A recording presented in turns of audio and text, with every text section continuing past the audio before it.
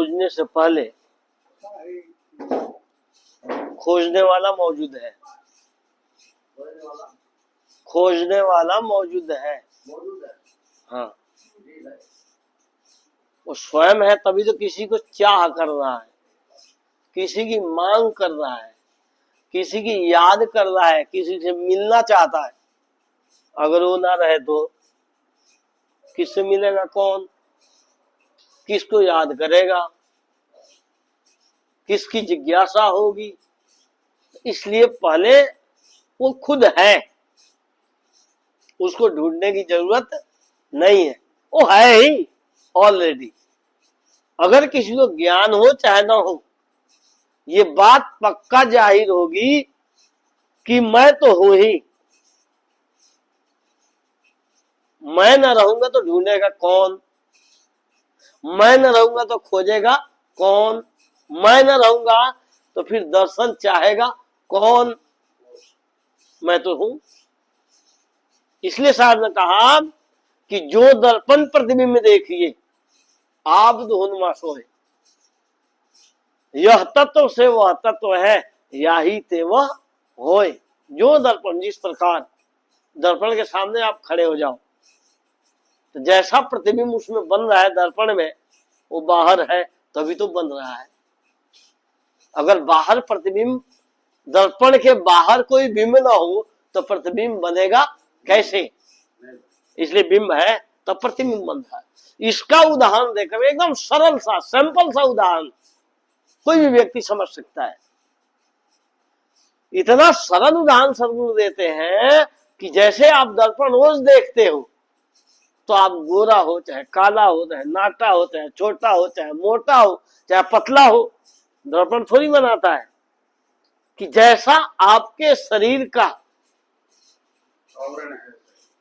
जैसा आपका शरीर है वही वो दर्शा देता है।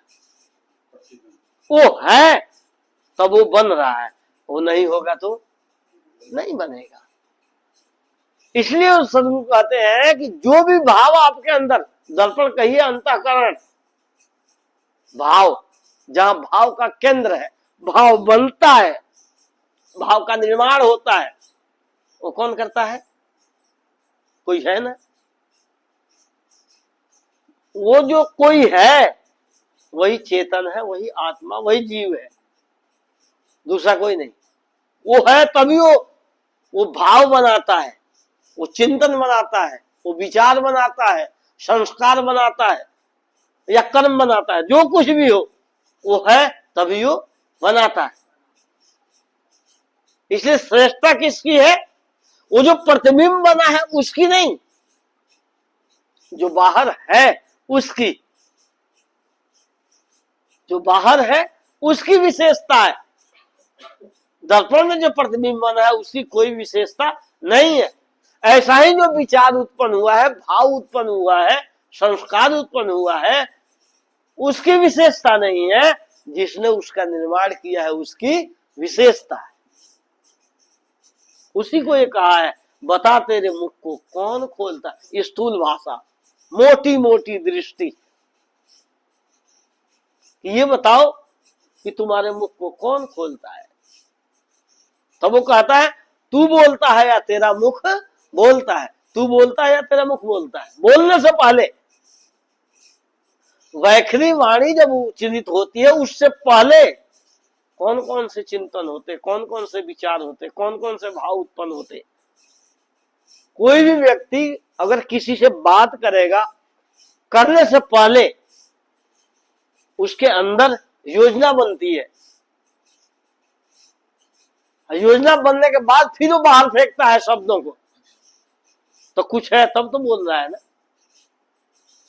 नहीं होगा तो बोलेगा कौन? फिर वो है ही, योजना बना के ही बोलता है। उसी को कहा बता तेरे मुख को कौन खोलता है। तू बोलता है या तेरा मुख बोलता है। प्रश्न किया है कि तू बोलता है कि तेरा मुख बोलता है। तू है तभी वो मुख बोलेगा, तू नहीं रहेगा तो मुख भी नहीं बोलेगा।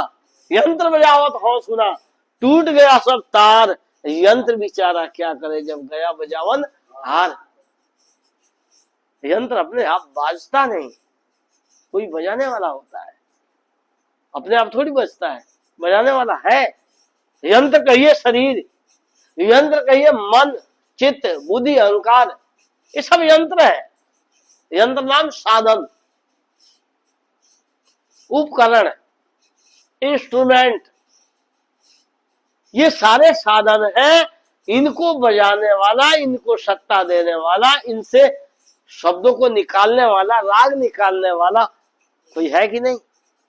वो है तभी ये बजता है, वो नहीं रहेगा तो बजना भी बंद। चाहे किसी के भजन गाओ, चाहे ध्यान करो, चाहे जो कुछ भी करना हो, जो कुछ भी करना हो, आप हो तभी ये होता है, आप नहीं तो फिर ये भी नहीं होगा। इसलिए श्रेष्ठता आपकी है, यंत्र की श्रेष्ठता नहीं है, वो गौड़ है। गौड़, विशेषता किसकी है? आपकी। और उसके पीछे वो सब साधन गौड़ है। आप नहीं रहोगे तो साधन का कोई महत्व नहीं है। हम अभी इसकी महत्व को नहीं समझते, साधन को महत्व देते। दुनिया सुख ढूंढती है किससे? साधन से।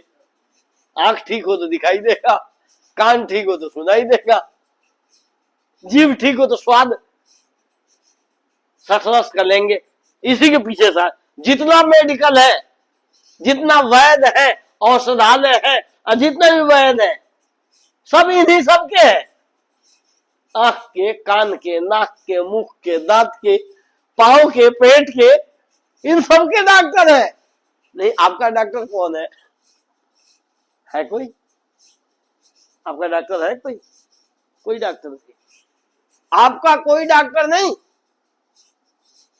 औजार का साधन को ठीक करने के लिए डॉक्टर है, वैद्य है, चिकित्सक है। आपको ठीक करने के लिए कोई नहीं, क्योंकि आपको तो अपनी याद है ही नहीं। आप तो ये सोचते हो कि मैं तो शरीर हूं, है ना? पहले पूछा जाए भाई आप कौन हो, तो जो आपके माता पिता ने नाम दिया है, समाज ने नाम दिया है, वही कहोगे मेरा नाम फलाना है। यदि आप बता रहे हो कि मेरा नाम मीना है तो मैं और मेरा, यहां भी देख लो, मैं और मेरा, दूसरी, तीसरी, चौथी, पांचवी तक भी पढ़ी होगी तभी बात समझ में आएगी कि मैं और मेरा। मैं है तब मेरा है, संबंधवाचक, संबंधवाचक है मेरा। अब मैं नहीं तो मेरा भी नहीं। कहोगे मकान मेरा है, गाड़ी मेरी है, खाट मेरी है, कहोगे ना? लेकिन मैं जब रहेगा तो खाट को मेरी कहने वाला कौन मिलेगा? है कोई? कोई नहीं। इसलिए विशेषता आपकी है, वस्तु की विशेषता नहीं है। आप हो तब उसकी विशेषता होगी, आप रहोगे तब, आप नहीं तो उसका कोई विशेषता नहीं है। हम उसी को महत्व देते, जीवित रहते तब तक, जब तक श्वास चलती है तो उसी की विशेषता हम देते हैं, अपनी तो कोई विशेषता है ही नहीं। इसलिए दुखी है, इसलिए अशांत है, इसलिए राग द्वेष है, इसलिए हिंसा है, इसलिए उठापटक है, आपाधापी है, दौड़ धूप है। किसके लिए? अपने लिए नहीं, अपने लिए तो कुछ करना ही नहीं है। अपने को समझ जिसने गया उसके लिए तो कुछ करना नहीं है, बात खत्म है उसका। लेकिन आपाधापी व्यवहारिक जगत का है, ये हो जाए, वो हो जाए, वो हो जाए, वो ठीक है, होना भी चाहिए, सुख से जीने के लिए होना भी चाहिए। लेकिन 24 घंटे उसी में अपने आप को लौटते हैं, उसी में जैसे मीटर के साथ हीटर चलता है कि नहीं चलता है, उसी के साथ अपने को भी दौड़ाते हैं। हमेशा व्यवहार नहीं रहता। 24 घंटे का जो समय है, कितनी देर आपका व्यवहार रहता है? 24 घंटे रहता है क्या? फिर लेकिन हम इसको 24 घंटे वेग देके गति में रखते हैं। कितने को तो नींद भी को नहीं आती, कहीं नींद ना आती, करवट बदलते बदलते रात निकल जाती है। क्यों? जिसको ये बात समझ में आ गई ना, उसको जब सुना दो सो जाएगा। जब उसके लिए समय नहीं, तत्क्षण 1 सेकंड में नहीं लगेगा, तत्क्षण नींद आ जाएगी। क्यों? क्योंकि उसके जो माइंड में कोई विचार नहीं, खाली है डब्बा। उसका माइंड, उसका मस्तिष्क एकदम साफ है, किसी प्रकार के विचार नहीं, कोई संस्कार नहीं, तो उठापटक नहीं होगा। इसलिए कहा कि बता तेरे मुख को कौन खोलता है, तू बोलता है या तेरा मुख बोलता है। आगे क्या बताया? ये मैं की आवाज आती कहां से, कौन है वहां वाणी आती जहां से। लोगों का तो गूंज है, मंत्र जाप कर लो। सारे मंत्र कहां से निकलते हैं? मनुष्य के अंदर से। जितने मंत्र मनुष्य के अंदर से निकलते हैं, ये समझ लेना। श्रेष्ठता मनुष्य की है, मंत्र की कोई विशेषता नहीं है, इस बात को समझ लेना। जो भी आप कर रहे हो आपकी विशेषता है, उसी की तरफ इशारा किया कि ये मैं जो मैं कहता है वो कौन है? ये मैं की आवाज आती कहां से आती है? जो मैं कहता है ये आवाज कहां से आती है? ये मैं की आवाज आती कहां से? कौन है वहां वाणी आती जहां से? वहां कौन है जो वाणी आ रही है? कुछ तो बता दे, तुझको पता है। जो उस जीवन को जीता है उसको पता है, उसका अनुभव जो करता है उसको पता है कि मैं हूं। फीलिंग होती है, एहसास होता है, इसका ज्ञान होता है। अगर वह ना रहे तो एक कथा आती है कि अकबर बीरबल की। अकबर ने बीरबल से पूछा कि इस जगत में सबसे श्रेष्ठ क्या चीज है? कुछ कहते हैं कि पद श्रेष्ठ है, कुछ कहते हैं कि पत्नी श्रेष्ठ है, कुछ कहते हैं खाने पीने वाला हो, तो कहा कि सुंदर से सुंदर भोजन श्रेष्ठ है। अभी बात चल पड़ी, कौन बताए? बीरबल देर से आया, पूरे सभा में सब एक दूसरे की कानाफूसी कर रहे हैं, कौन उतर दे कौन उतर दे। इतने बीरबल आ गया। अकबर ने पूछा बीरबल से, भाई आपके सामने 3 प्रश्न है, आपके आने से पहले आपकी सभा में चल रही है बातें, अब तुम्हारा इंतजार है, तुम बताओ कि सबसे श्रेष्ठ कौन है? पति के लिए पत्नी श्रेष्ठ है या पत्नी के लिए पति श्रेष्ठ है, या पद श्रेष्ठ है, या भोजन श्रेष्ठ है? उसने जवाब दिया, तीनों श्रेष्ठ नहीं है। कहा कैसे? कैसे तीनों श्रेष्ठ नहीं है? कहा कि जो चाह करता है, मांग करता है ना, उसकी श्रेष्ठता है। अगर वो नहीं रहेगा तो ये गौण है, ये इसकी कोई महत्व नहीं है। कहा ऐसे कैसे हो सकता है? बोला अभी मैं परीक्षण करके बताता हूं आपके सामने। एक ड्रम मंगाया, लोहे का ड्रम, उसको काट दिया और नीचे जो है ना चूल्हा रख दी, ऊपर ड्रम, आग जला दिया। आग जल पड़ी, वो धीरे धीरे गर्म होता गया। और उसमें उससे पहले, चूल्हे के ऊपर रखने से पहले, उसमें एक बंदरिया और उसका बच्चा, दोनों को उसमें डाल दिया।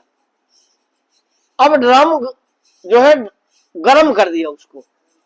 जो जो गरम होती गई, उसकी परतें जब गरम होती गई तब तक वो लेकर के गोद में घूमती रही घूमती रही घूमती रही। जब वो ताप सहन नहीं हुआ, जब तक सहन हुआ तब तक उस बच्चे को लेकर के घूमती रही। और सबसे ज्यादा पशुओं में माना जाता है कि बंदर ज्यादा मोही होता है, अपने बच्चे को नहीं छोड़ता है, समझ लेना। मर जाए बच्चा फिर भी वो बंदरिया उसको अपने जो है ना चिपका के रखती है, छोड़ती नहीं है, इतना मोह है उसको।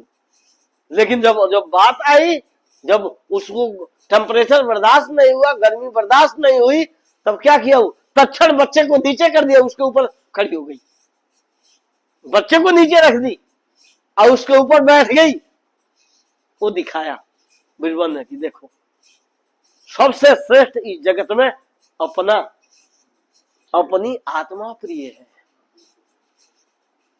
जीव का अपना खुद वो प्रिय है और कुछ प्रिय नहीं है। इसलिए उपनिषद में एक मंत्र आया है कि पत्नी पति के लिए नहीं चाहती, अपने लिए चाहती है। पति पत्नी के लिए नहीं चाहता, अपने लिए चाहता है। बेटा बाप के लिए नहीं चाहता, अपने लिए चाहता है। तो सबसे बड़ा सुख अपना है। इसलिए गुरु ने कहा सब सुख तेरे पास है।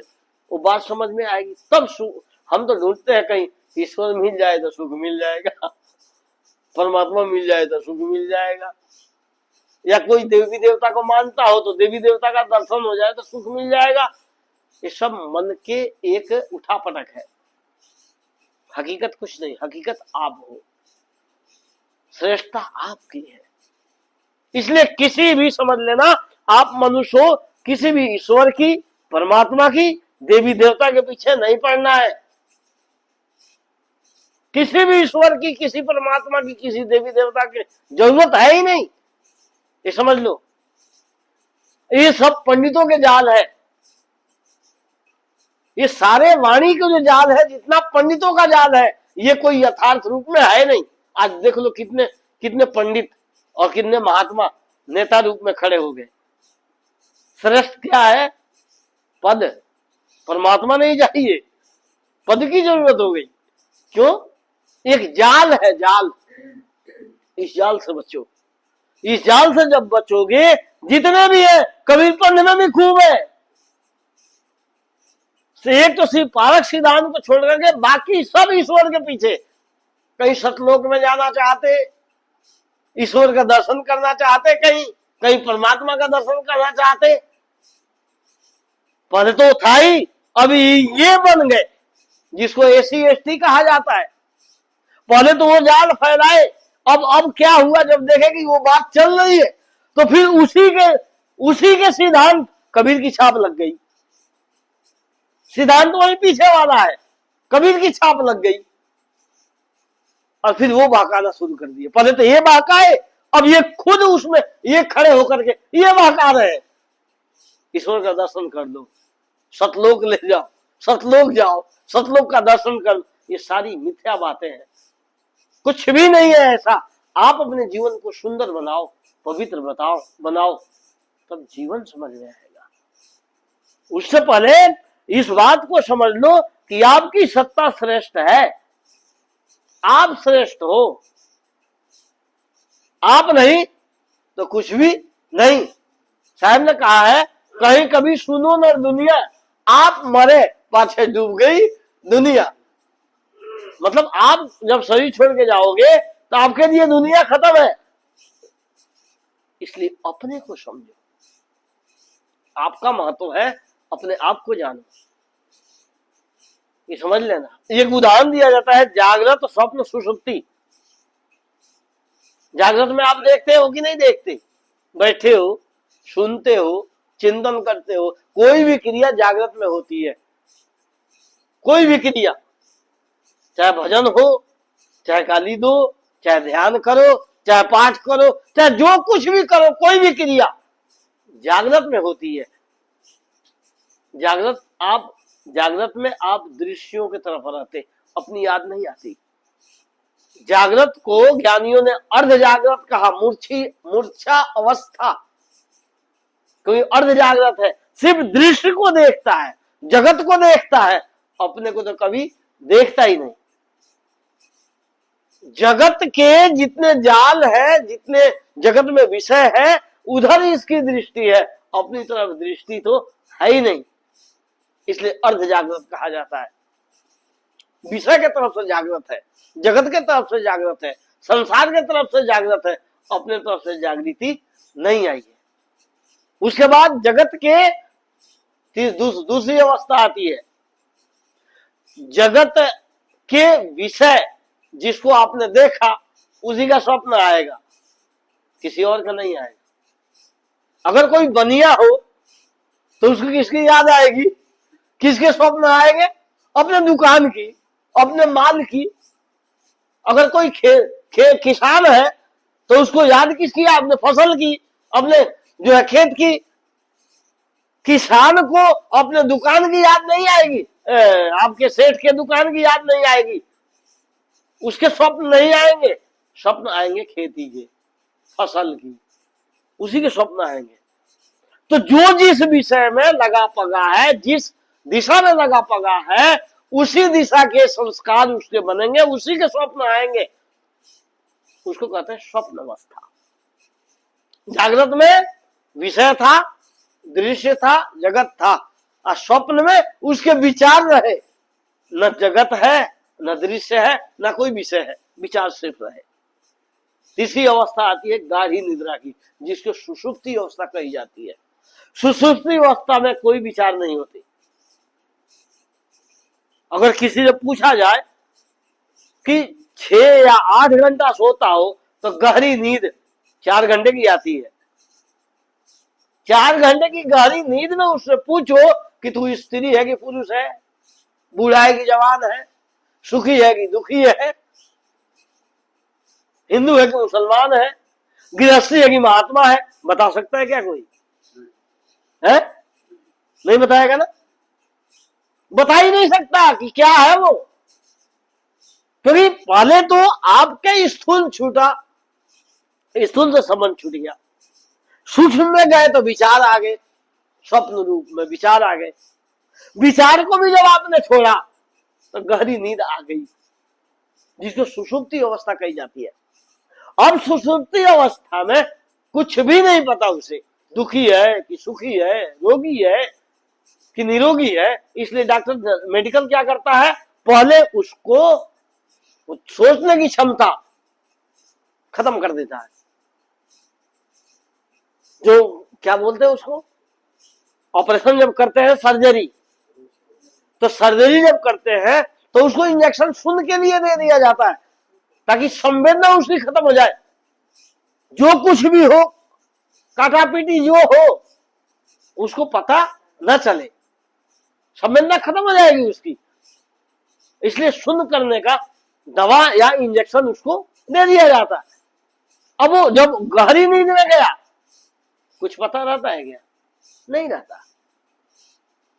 उसी अवस्था को देख करके साइंस ने ये उपाय निकाला है कि जब गहरी नींद में जाते हैं तो हमें कुछ भी पता नहीं रहता, ना सुख और ना दुख।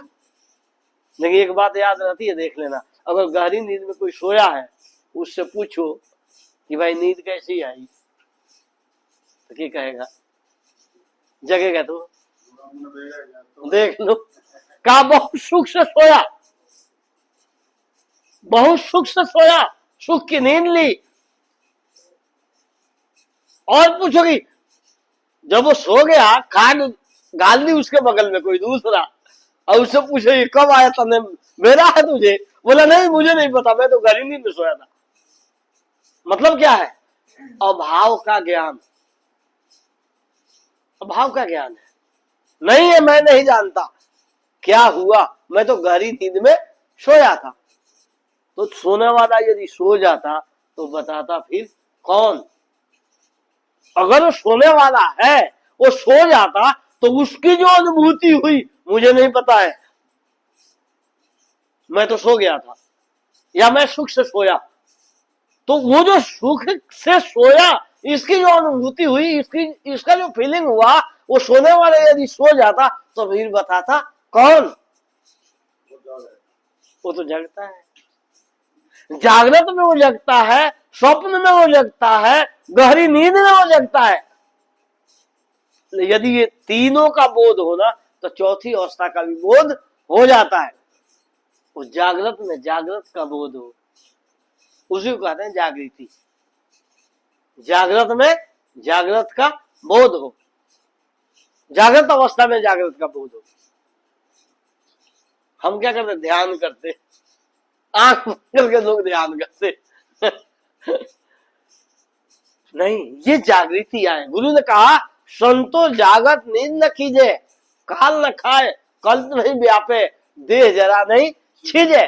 जागृत में आप चैतन्य हो, चैतन्यता का बोध होना चाहिए, जागरूकता का बोध होना चाहिए, सजगता का बोध होना चाहिए, समझ का ज्ञान होना चाहिए कि मैं ही तो समझदार हूं, मैं ही तो जानता हूं, दूसरा कौन जानेगा। तब तो बात बनेगी। तो मैं की आवाज आती कहां से, आप हो तभी मैं की आवाज आती है, आप नहीं तो मैं की आवाज भी नहीं आएगी। आपकी श्रेष्ठता है। अब उसमें उदाहरण दिया है, दो उदाहरण उसमें दिया है कि ये पैर तुम खुद हो कि पैर तुम्हारे। फिर वही बात आ गई ना, मैं और मेरा का। मैं पैर नहीं हूं, पैर हमारे हैं। पहला पांव, पग हमारे पांव पर, हमारे पग है, मैं पग नहीं। अगर शरीर के किसी भी अंग में दर्द होता हो, पीड़ा होती हो, तो आप क्या कहोगे, मैं सर दर्द कर रहा हूं कि मेरा सर दर्द कर रहा है? मेरा हाथ दर्द कर रहा है कि मैं हाथ दर्द कर रहा हूं? ऐसा थोड़ी कहता है, कहेगा मेरा हाथ दर्द कर रहा है। इसका मतलब मैं अलग हूं और मेरा अलग है। ये जो बोल रहा है ना, अनुभव जो होता है, संबंध है इसका।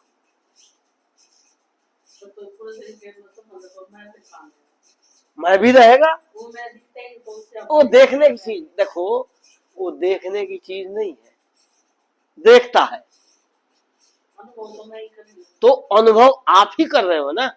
तो जब अनुभव आप कर रहे हैं तो ये बोध हुआ कि मैं हूं, तभी तो अनुभव हो रहा है। मैं जो है ना, अब एक बात बता, आपका बायां हाथ है ना, बायां हाथ को बायां हाथ से पकड़ के बताओ। जब ये समझ लिया कि मेरा ही बायां हाथ है, पकड़ा गया। इसको पकड़ने के लिए दूसरा, तो मतलब इस बायां हाथ को पकड़ने के लिए आप दूसरे उपकरण का या दूसरे हाथ का सहारा लोगे, ठीक है ना। तो ऐसा हम वही करना चाहते कि मैं अपने आप को देख लूं। वो दिखाई नहीं देता, वो तो देखने वाला है,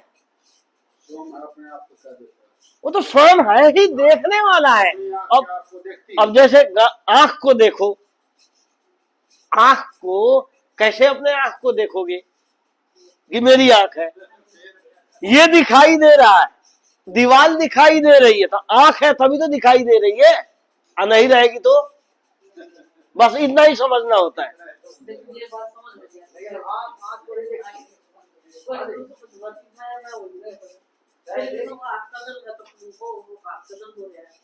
हो रहा है ना, नहीं मैं को नहीं होता, वो तो संबंध है। सुनो, जैसे अभी एक उदाहरण दिया 3 का, जागृत, स्वप्न, सुषुप्ति। ये जागृत में आप कह रही हो, सुषुप्ति में कहोगी।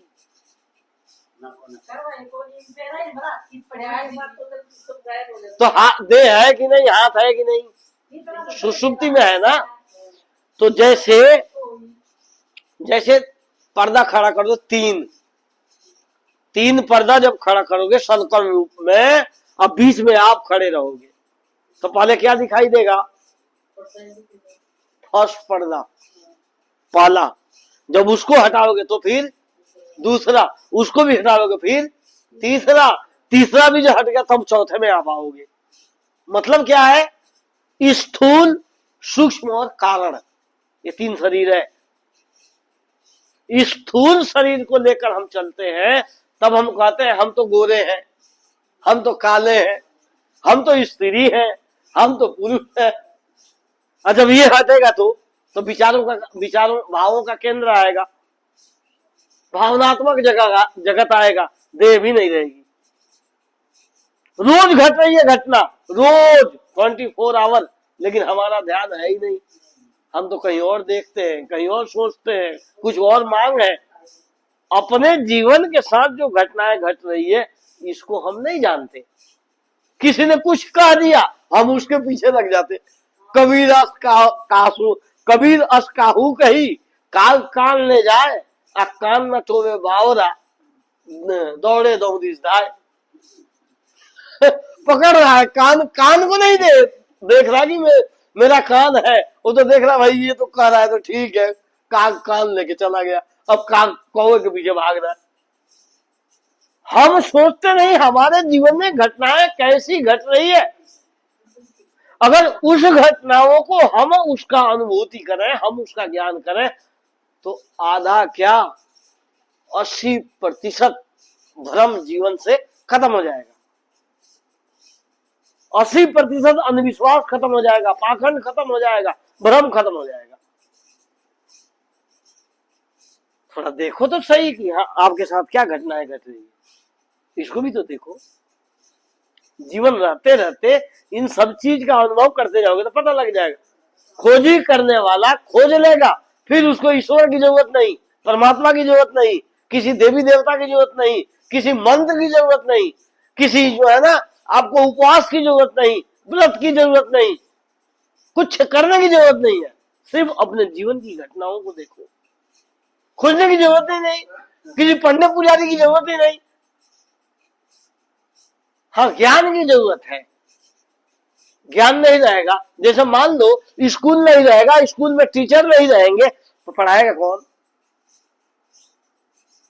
भौतिक जगत के लिए भी यदि पढ़ाई हो रही है, नहीं रहेगा तो पढ़ाएगा कौन? इसलिए गुरु की जरूरत है, वो भी निष्पक्ष निर्णय करने वाला, जड़ चेतन का बोध देने वाला, सारा सार को परखाने वाला, बंधन मोक्ष को दिखाने वाला, परखाने वाला। तब बात नहीं, ऐसा नहीं कि मंत्र ले लो जाप कर लो छुट्टी पा लो, ऐसा कुछ नहीं।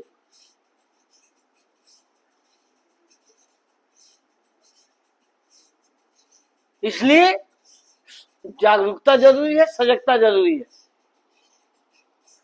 तो मतलब ये है कि मैं हूं तभी पैर डोलता है, मैं नहीं तो पैर भी नहीं डोलेगा। ये समझ लो। पलटू साहब ने सुंदर बात कही है कि हाथ पांव सब बने ना ही अब डोलता, हाथ पांव सब बने ना ही अब डोलता, आंख कान मुख वो ही ना ही अब बोलता। अरे काल ही अगवाए चले ना जोर है, अरे हाँ पलटू निकल गया आसवार शहर में शोर है। सवारी करना तो गया, फिर कौन चलाएगा? इसलिए हल्ला हो जाता, वो मर गया मर गया मर गया। कौन मर गया? देखा है, समझा है? कहा नहीं मर गया। वो कौन? जिसको आप पिता कहते हैं, जिसको आप पत्नी कहते हैं, जिसको आप पति कहते हैं, जिसको आप बेटा कहते हैं, जिसको आप बाप कहते हैं। शरीर तो है, शरीर तो पड़ा है ना।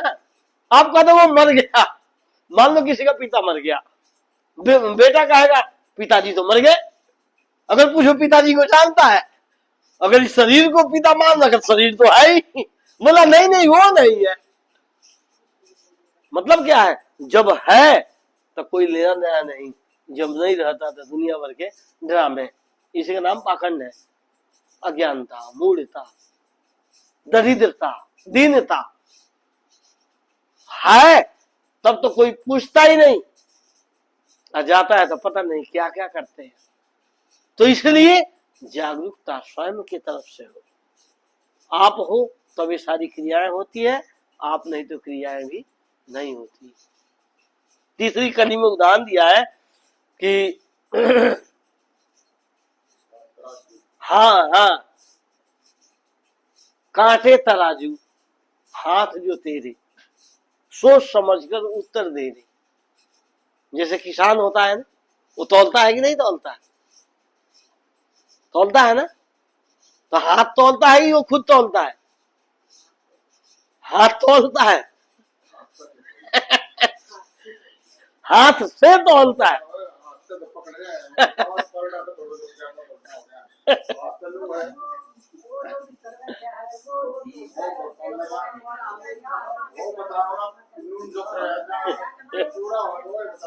कौन बताएगा? हाथ बताएगा क्या कि ये अभी अभी पूरा नहीं हुआ? है ना। तो जो संतुष्टि हुई, जैसे लेने वाला और देने वाला, लेने वाला ये चाहता है कि कम ना लूं, देने वाला ये चाहता है कि ज्यादा ना दूं। अब दोनों तनाव में है कि नहीं है? लेने वाला भी तनाव में है और देने वाला भी तनाव में है। नाम ग्राहक और सेठ। दुकानदार, दुकानदार भी तनाव में है कि ज्यादा ना चला जाए, और जो ग्राहक है वो सोचता है कम ना आ जाए, लेकिन उसके लिए क्या है? वही कांटा। अगर कांटा एकदम 90 डिग्री में खड़ा हो जाता, बोला अब ठीक हो गया, उसको भी संतुष्टि और इसको भी संतुष्टि, और दोनों अपने जो है ना काम पूरा कर लेते हैं। तो अंदर में आपके विचारों के तौर से, आपके भावों के तौर से वो जो जाहिर हो रहा है, फीलिंग हो रहा है, जो एहसास कर रहा है, वो जो जान रहा है, वो कौन है? आप हो। हमेशा याद रखो, हमेशा 24 घंटे कुछ करने की जरूरत नहीं है, हमेशा याद करने की जरूरत है। लेकिन बोध हो तब तो। अभी तो हम ढूंढते हैं कहीं सामने दिखाई दे दे, दर्शन हो जा। अरे वो दर्शन नहीं होता, दर्शन का नाम है ज्ञान। एक होता है देखना, एक होता है ज्ञान, ये समझ लेना। दर्शन है, आप हो तो आपका दर्शन हो रहा है, आप नहीं तो आपका दर्शन भी नहीं होगा। मतलब आपको फीलिंग हो रहा है, आपका ज्ञान हो रहा है कि मैं हूं, इसी का नाम दर्शन है। एक फिलॉसफी होती है दर्शन, सिद्धांत, जो अंत में सिद्ध हो जाए उसका नाम सिद्धांत है। तो मतलब ये है कि वो जो तौलता है वो है, हाथ नहीं तौलते, हाथ तो साधन है। दूसरा उदाहरण है, तीसरा, कि जगत में नाना प्रकार के विषय है, 5 विषय, 5 रंग,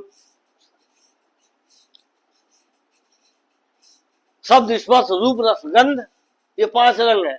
आपका रंग कौन सा है? आपका रंग पता है कौन सा है? कौन सा है भाई आपका रंग? है? शब्द स्पर्श रूप रस गंध, ये 5 रंग 5 विषयों के हैं।